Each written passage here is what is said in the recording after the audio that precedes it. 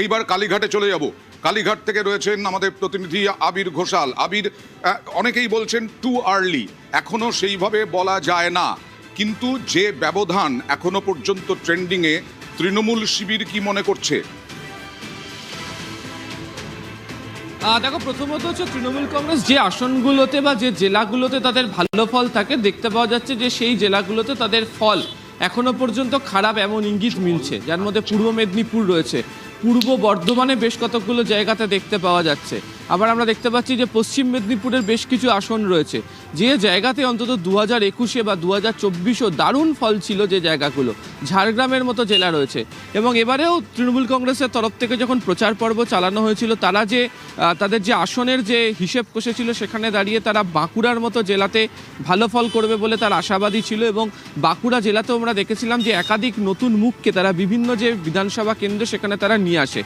পূর্ব বর্ধমান, যেখানে 2021-এ দারুণ ফল হয়, 2024-এ সেখান থেকে দারুণ ফল তারা করে, সেই পূর্ব বর্ধমানেরও বেশ কতগুলি জায়গাতে দেখতে পাওয়া যায় যে সেখানে তাদের ফল বেশ কতগুলো আসনের ক্ষেত্রে হেরফের হয়েছে।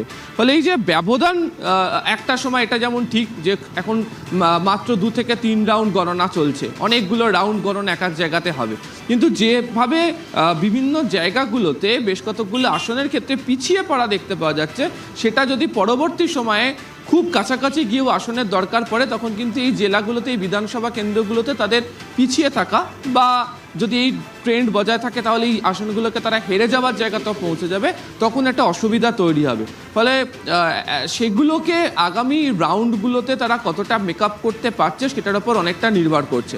আর দ্বিতীয়ত, তৃণমূল কংগ্রেস নেতৃত্ব এখনো পর্যন্ত বলে চলেছে যে তারা প্রথম থেকেই, একদম প্রচারের শুরু থেকেই বলেছিলেন যে প্রথম 4 থেকে 5 ঘন্টা যে ধরনের ফল দেখানো হবে বা যে ধরনের আসবে, বেলা বাড়ার সাথে সাথে সেই ফলের হিসেব পাল্টাবে, তারা উল্লেখ করেছিলেন। এখন দেখার তারা যেটা আগাম ভবিষ্যৎবাণী করছিলেন সেটা কতটা মিলতে পারে।